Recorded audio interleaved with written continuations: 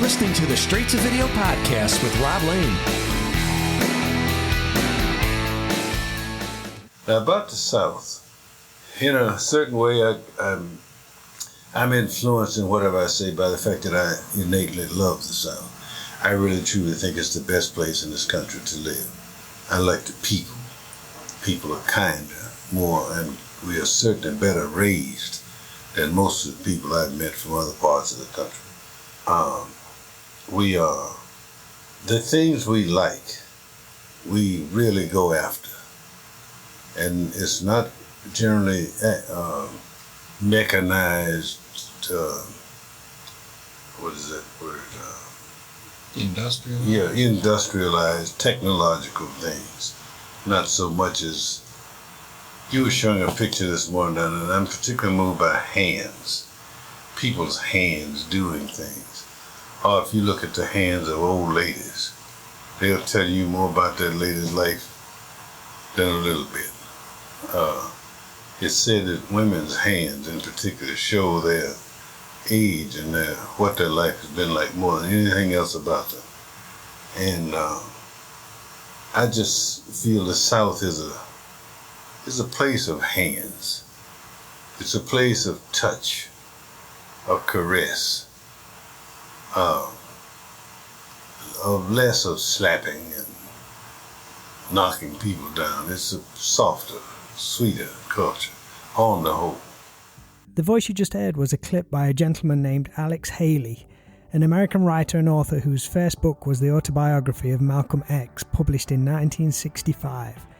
As you may have gathered, he was talking about the American South, which today's episode of the Straight to Video podcast has a large connection to and something very close to my heart. From the age of around 7 years old, I was super lucky to be able to spend my summers visiting my dad, stepmom, and a really large extended family who lived in Vicksburg, Mississippi over in the USA. If I'm honest, I perhaps never realised how lucky I was to do this, and as much as I enjoyed and loved that time, I really did take it all for granted, and I don't think it's until you get older that you begin to appreciate opportunities like that.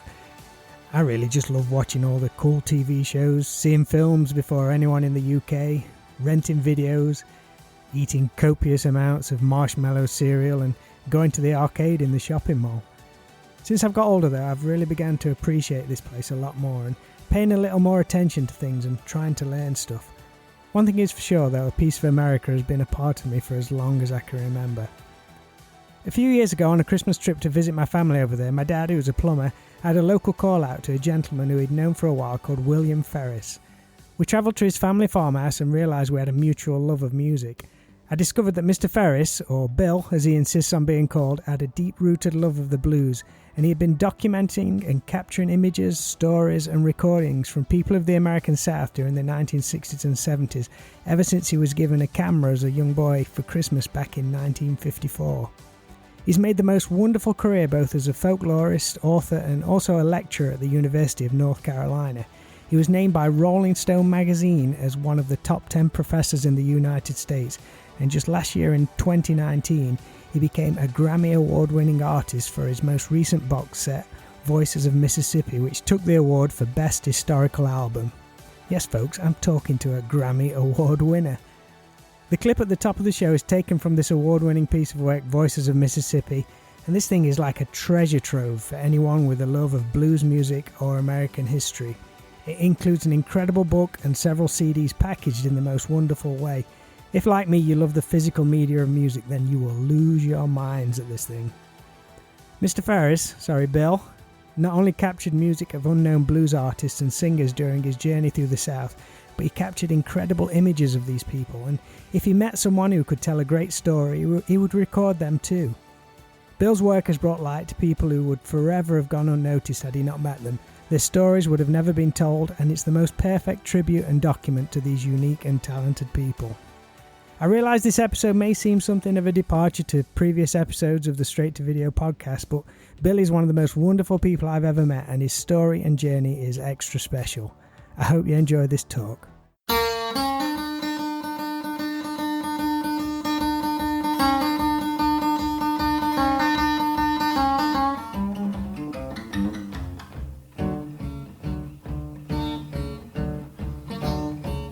My baby says she heard that 44 whistle blow.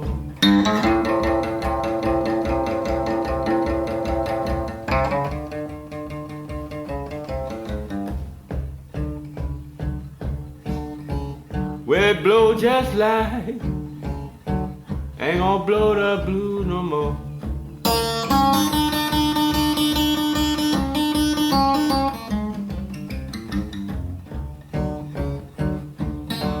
I got a little cabin, Lord, number 44. As you know, I grew up on a farm in Mississippi, and as a very young child, 4 or 5 years old, a lady who took care of me named Mary Gordon would take me every first Sunday to the church services, and I learned the hymns. This was a little church near our home called Rose Hill Church. And I learned to sing the hymns and loved the sermons and the whole experience. And as I grew older, I realized there were no hymnals in the church. And when those families were no longer there, the music would be gone. So I began to do tape recordings and photographs and later films of the services. And that later grew into working with blues singers, storytellers, quilt makers, and a career as a folklorist, which I just followed my heart and was able to find a job doing what I love. Yeah.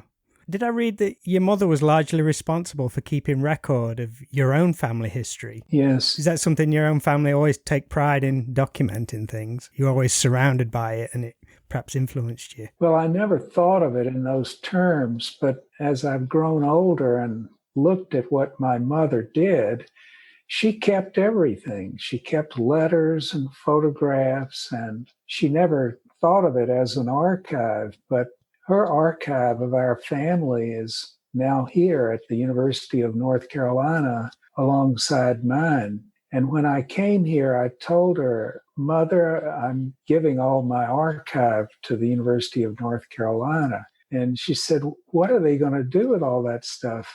And I said, they're going to organize it and put it in an archive. And she said, my Lord, that would be like cleaning out the Aegean stables. But she did the same thing. And to her credit, a lot of our history is preserved through her letters and her memories. She was a beautiful writer. Yeah. I look up to her and to my grandfather, who was also a gifted writer. So when you say you handed it over to the university for them to archive it, do they kind of put it in some order? Do you have much hands-on with all that? Or is it nice to see it all come back and it's all documented in this amazing way? Well, librarians are a special breed who love to make order out of chaos. And the librarians of today are very much linked to the internet. Mm-hmm. And all of my field recordings, hundreds of hours of music and spoken word, have been digitized and can be heard anywhere online if you have access to the internet. My photographs are online and my films. So you don't have to literally come here and look at boxes of papers to use the archive.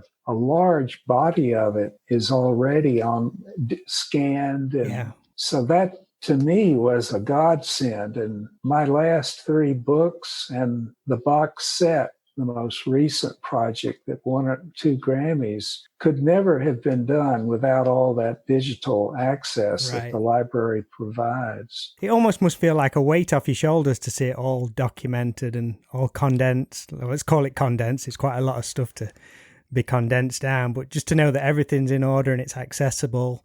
It must be a nice feeling. What do they call it? All your ducks in line, we say over here. That's right. They're walking proud. Yeah. I, gathered this material and kept it in boxes for decades. And I never imagined that it could be somehow organized and even better made accessible in the way that it now is. But that's happened, and it's really a dream come true. It's something that technology now allows us.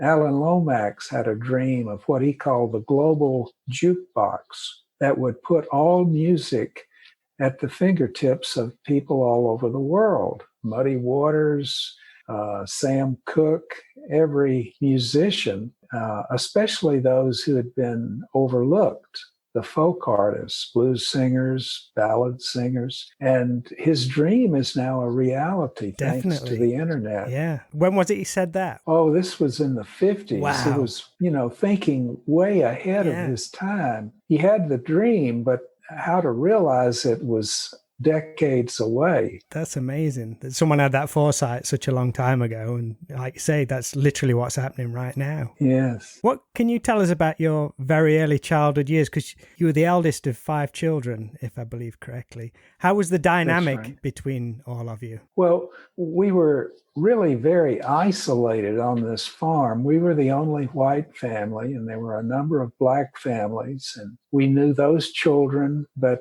it was an effort for families who had children that were our age in Vicksburg to come to the country. And so we spent a lot of time together. We all loved the farm. We loved to ride horses and to sort of explore. There were always wild animals that you would capture and make pets of. There was a little fawn whose mother had been killed, and my father brought it home. We called it Bambi, and it was like a pet dog. Yeah. It was so young, it had no fear, and we took it everywhere. It would come in the house. When my mother had her bridge club, Bambi would walk in the living room to the delight of everyone. And then Bambi grew up and went away and had a fawn of her own. But she would come back with other deer and go by the house, and we would see all these deer, and we would go out and yell, "Bambi!" And one of the deer would turn around and come back, and we would feed her a banana or whatever we had. But that was a sort of magical world that was always at our doorstep. Yeah. So you spoke like there's lots of other families, black families that lived on your farm. Yes. That must have been like a wonderful yet unique experience. Did that just seem normal to you? Because I would imagine like if you had any friends visit during that time frame, they must have seen it as possibly a strange situation. But to you, did you just see it as a normal experience? It was normal. And this was our community, the Rose Hill community. And when I was 5, my parents sent me to school. It was a year early, but they felt I needed to, start getting in my education. And so my best friend was William Appleton, a young black man my age. And the bus came, and I got on the bus to go to a little school where each teacher taught 2 grades. But William stayed on the farm and went to a one-room schoolhouse where one teacher taught 6 grades. Mm-hmm. And I was very upset. I told my parents, it's not fair that William and I can't go together. And they said, that's just the way it is. And you'll have to learn that that's how it is. But I never learned. I knew it was unfair. Mm-hmm. Just didn't make sense to you. No, it was wrong. And that was the beginning of really my effort to build bridges between black and white worlds. And that work today is more significant than ever. For sure. So you got your very first camera as a young boy for Christmas. Was that something you asked for? Do you remember the excitement that gave you being able to see images that you'd taken preserved forever? Well, the idea of taking a photograph and sending the film off, and a week or 2 later it would come back with the photographs and the negatives was magic. And as I grew older, my younger brother, Gray, had learned how to process and develop photography and negatives. And he taught me, and we made a little dark room on the farm.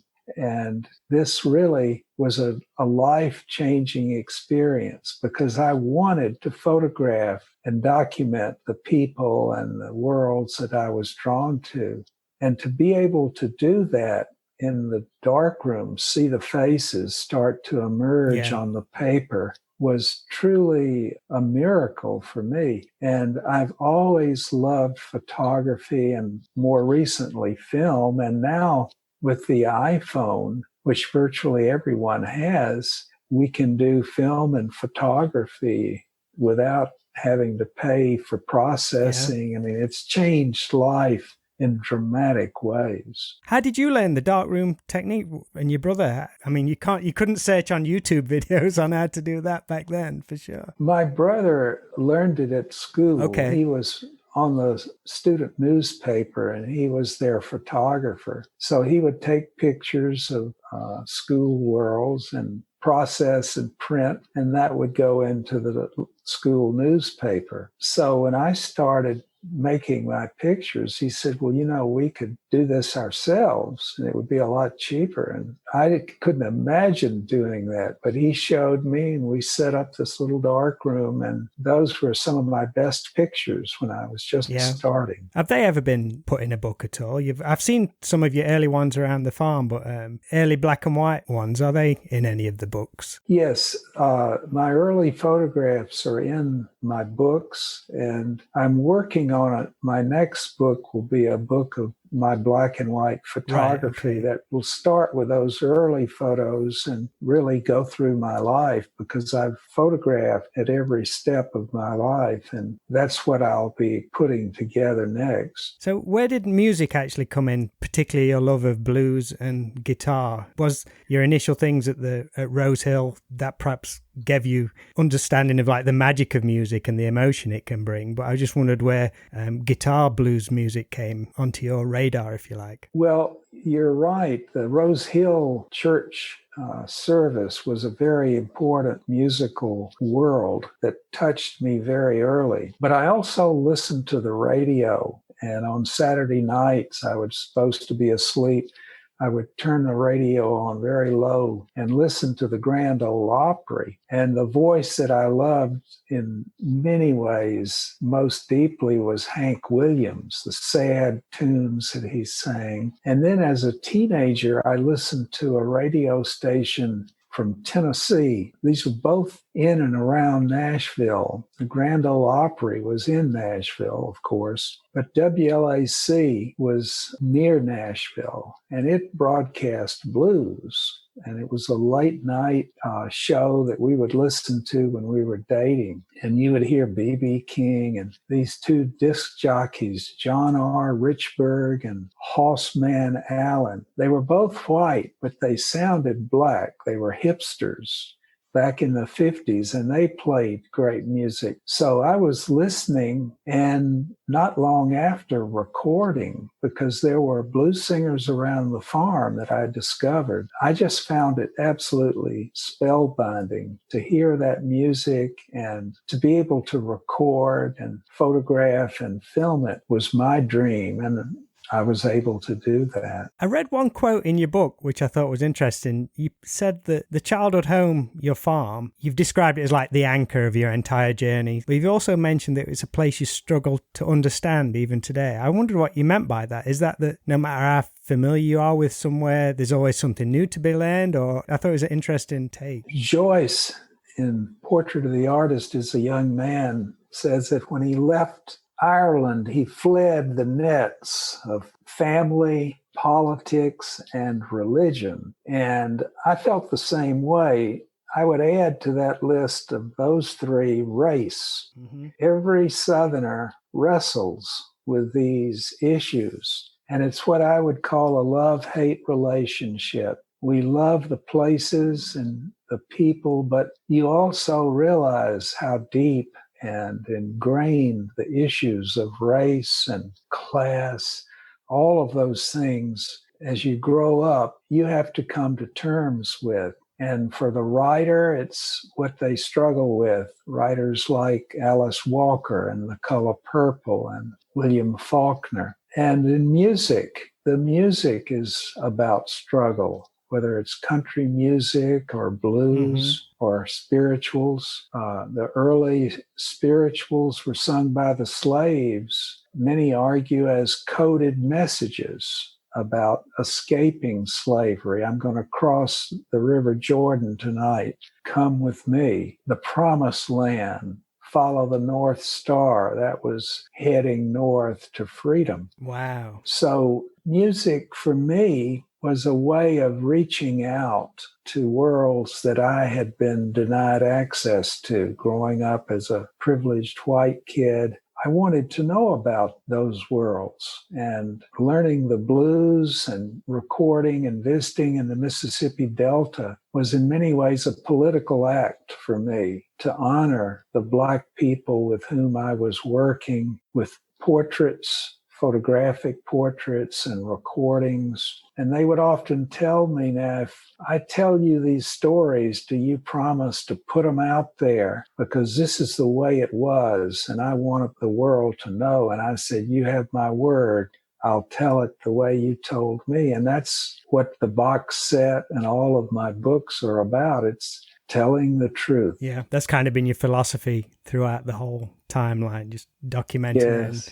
That's one thing that became apparent early on to you, how important it was to preserve people's stories, because once they're gone, that part of history dies with them. Can't imagine the amount of colourful characters you've met over the years going through the book, and some people such as the likes of Ray Lum and James Sumford Thomas, but they seem to be as interesting as the likes of more legendary people such as B.B. King, which is obviously a more mainstream name. That must be one of your most rewarding achievements, to know that they'll live on forever in these photos, stories and films. That must be a really good feeling. Well, that's what I told the audience when we were given our Grammy Awards. I said, I thank you on behalf of all the people in this box set whom I and they never dreamed would have their voices preserved and celebrated in such a wonderful way. But now they will be. Mm-hmm. And for them and for me, I give you our thanks. I need to ask, though, about your friendship with B.B. King, which spanned several decades, because as far as legends go, he's kind of pretty much right at the top of the pile. Yes, he's the greatest blues singer of all time. How was it to witness that in the flesh? Like so many really great people, B.B. was a very humble man. He had no formal education. And we first met when he came to Yale to speak and perform for my students. And it was like a lightning bolt. The students packed the classes and they were hanging out of the windows. The professors in Afro-American studies packed those seminar rooms, and we were able to give B.B. an honorary doctorate of humane letters. And when the students heard that, they said, we want you to come a day early and be our commencement speaker. And B.B. said, but Bill, I'm not a speaker. I don't have any education. And the student said, just bring Lucille, his guitar. Mm-hmm. So he brought his guitar and spoke and sang, and it was standing room only again. But B.B. and I traveled all over Europe. Wow. Up and down the Mississippi on the Delta Queen. And he came to Mississippi, to the University of Mississippi, and he gave the center where I worked as director and the university his entire record collection, which formed the basis for the blues archive there. Amazing. He had a dream that he wanted blues taught in the schools. That dream has been realized today in K through 12 and universities. The blues is part of the curriculum. That's wonderful. During your field trips, particularly in the 60s and 70s, how did you make contact with all these people? Was it simply through word of mouth and meeting one person and that person says, oh, you should speak to this person? Yes. Or was there just times where you'd stop somewhere which looked interesting? I just wondered how the communication back then worked to meet all these people. Well, I didn't know what I was doing except following my heart. I loved this music, and I knew that this was a state, in the Delta especially, known for the blues. So I would go into a community and say, I'm looking for blues singers. Are there any here? And they would say, well, yeah, go over in Black Dog, and James Thomas lives over there. He's a pretty good blues singer. So I knocked on his door, and his wife came to the door and she says, "What do you want?" And I said, "I'm looking for James Thomas." She said, "He doesn't live here." And I turned around to leave. She said, "What do you want with him?" And I said, "I'm doing a book on the blues and I want to put him in it." She said, "Well, sit down. He'll be back in about 10 minutes. And then he led me to what I call the blues family. There were all these musicians and people who loved the music and would have house parties every Saturday night at Shelby Papa Jazz Brown's home. So it was sort of leading, one thing would lead to another. And I knew none of these musicians before I began the work in the 60s. That must have been like a strange experience for some of them, just for some white guy turning up saying, "I want to speak to these people." Yeah. I say there must have been some caution at some time, particularly during that time.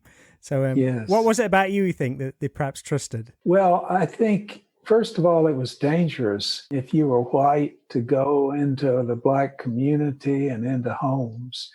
And they knew that I was sincere. Yeah. I wouldn't have been doing it. And they also understood that these recordings were hopefully going to find their way into books and records and films. Mm-hmm. So their idea, almost every musician dreams of stardom. And how can you get there? Well, what I was doing was one way to help. Yeah. Give them a broader audience. And in fact, for James Thomas and many others, it led to gigs not only around the United States, but in Europe and Japan. Wow. Yeah. How soon after was that? When did he go to like Europe and Japan? There were tours done in the 70s and 80s and 90s in England, in France, Italy, and Germany. And James Thomas was part of those tours. Was it like a collaborative, like several musicians? It was like a little mini festival. Yeah. And the fife and drum musicians, Other Turner, would also travel. So all of that was just doing what you could to help musicians who really needed that support. And then the blues festivals began to take shape in the 80s and 90s in Mississippi and in other parts of the country. And they would perform at those festivals. The Smithsonian Festival on the Mall featured virtually all the musicians I had worked with, as well as Ray Lum and quilt makers. All my world was featured and showcased on the Mall in a special 2-week event. Very cool. Very cool. Do you still see new blues musicians these days? Do you still come across many? There are a lot of young blues singers and hip hop and rap singers all coming out of the Delta. And my students, Ollie Neff, did an MA in folklore here, and inspired by my book, Blues from the Delta, she and her partner moved to Clarksdale from San Francisco, and they began looking out for blues. But what they discovered was there was also a lot of hip hop and rap. Okay. So she came to UNC and worked with me, did an MA in folklore, and her MA, which became a book, was on rap and hip hop in Clarksdale. So you have people like David Banner in Jackson, who's a rapper. You have a lot of different sounds that I don't know a lot about, but I'm in awe of. And many young Black musicians who are jazz and classical are using my field recordings. There's a young British musician who used some of my material in his music. So if anyone wants to use it, I'm honored to share it. And films are being made using the music and footage from my work. You never know where it'll end up. It's all partly thanks to this great archive. People know about it. And so they say, we're doing this project. We want to use your work in it. I say, I'm honored to be a part of it. So you're being sampled by all these young, That's whole right. new generation. Like amazing. Moby. Yeah. I've got to ask, how was the whole Grammys experience for you? That must have been quite surreal. Was it something out of the blue? Did you know the box set was even up for nomination or had been submitted? That's what I meant. I didn't even know. It was totally out of the blue. I mean, the Music Maker, which is the result of two extraordinary young people, a couple, Lance and April Ledbetter, has won Grammys earlier for their work and been nominated for more. So I was teaching. I was not focused on that, nor should I have been. I thought the Grammy is the furthest thing from my life, given what I do. They're about Quincy Jones and B.B. King and people, the Beatles, but certainly not Mississippi Field recordings. But then I heard that it had been nominated for a Grammy, and I thought, good God. And people said, you don't even have to win. Now that you've been nominated, your name is associated with the Grammys. So I thought, well, that is really exciting. But then we were told we have to go out there because there's a ceremony in which someone will be selected in all of these categories. So that was our excuse to go to Los Angeles and dress up and go to a ceremony. And there were two nominations for the box. One was for the liner notes that David Evans, my dear friend, folklorist, wrote for the CDs on blues and gospel, and a second Grammy for the team that put it together, Michael Graves, the sound engineer, Lance and April Ledbetter, the producers, and me, the person who recorded it. So we were sitting there in this enormous room, and they begin the ceremony with all the fancy stage production, music, and women in long dresses announcing things. And we came up almost immediately. And the first nomination was for the liner notes, and they mentioned 3 or 4 candidates, and we were listening politely, and they gave it to David Evans. And I thought, my Lord.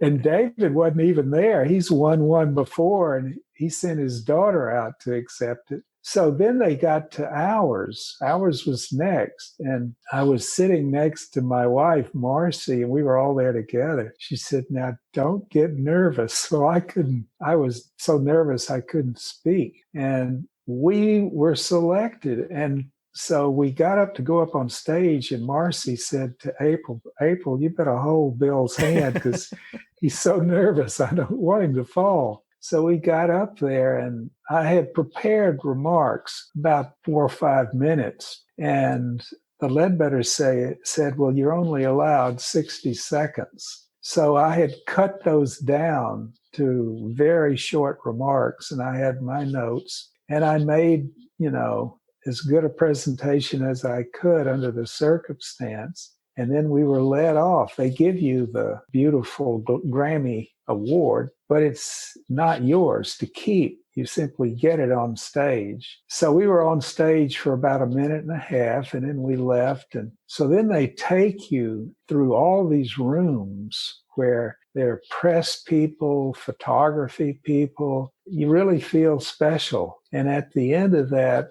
we went back to the hotel across the street and all had lunch together, and then got ready for the big awards, because the awards you see on TV, which are for the superstars, are what are broadcast. Ours were done earlier. And before those awards where we got ours, I had breakfast with T-Bone Burnett, who is an old friend, and he wanted to see me, and we had a great visit. He said, I'm pulling for you, and I cast my vote for you.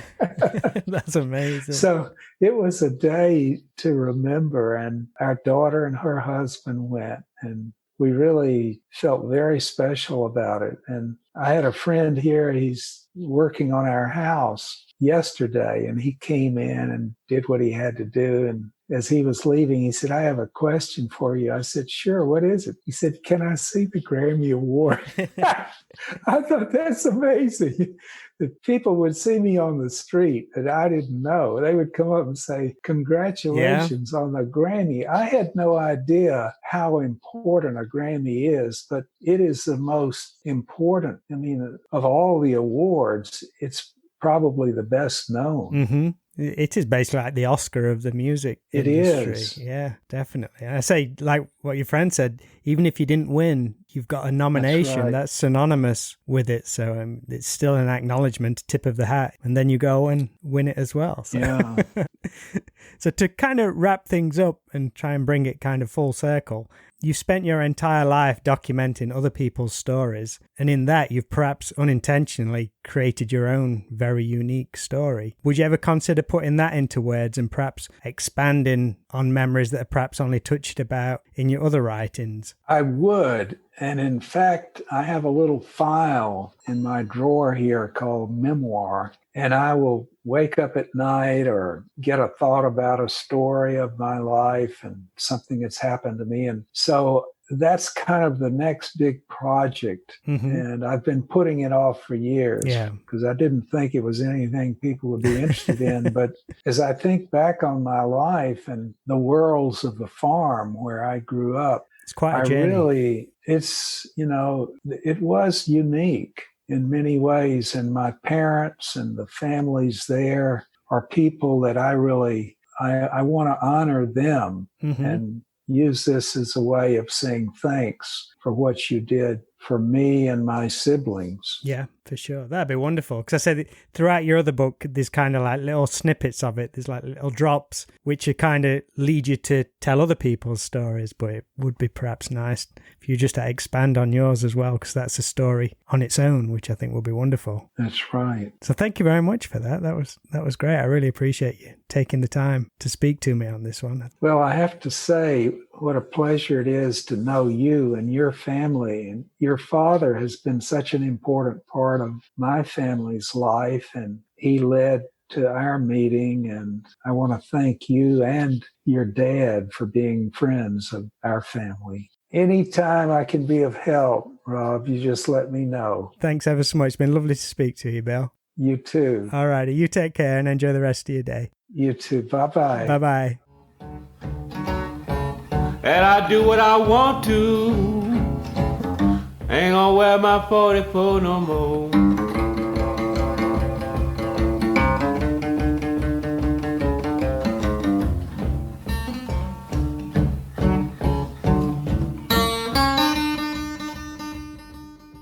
Hope you enjoyed that chat, and a big thank you to Bill for talking to me from his home in North Carolina. I missed him when I was over there at Christmas, so it was lovely to catch up and speak. But what a journey, right? If you would like to track down any of Bill's work, then he has some fantastic books available. The first I ever received was Give My Poor Heart Ease, which again is like a multimedia book. So not only do you get the book, you get several CDs to accompany it. One of my favourites though is The South in Colour, because I like books with lots of pictures. All of Bill's books are available online at various outlets, but if you want to find them all in one place, then head on over to www.uncpress.org. With all my heart, I hope you enjoyed this episode of the Straight to Video podcast. From the beginning of this project, I said I just want to chat to anyone with a great story, which I think you guys will enjoy listening to. Thanks for the continued support. Please keep hitting me with your feedback, and all the word of mouth is what is really going to help make this thing grow. We'll see and speak to you all real soon.